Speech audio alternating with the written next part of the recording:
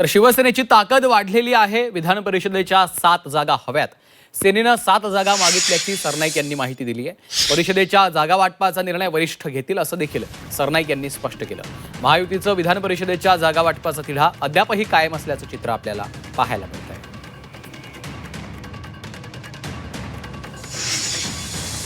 शिवसेनेचे आज 5 ज्या 17 जागा आहेत त्यापैकी 5 जागांवर शिवसेनेचे आमदार कार्यरत होते, परंतु मध्यंतरी निवडणुका न झाल्यामुळे ह्या निवडणुका पुढे ढकलल्या। पण त्याचबरोबर आम्ही धुळ्यामध्ये आमची ताकद वाढलेली आहे।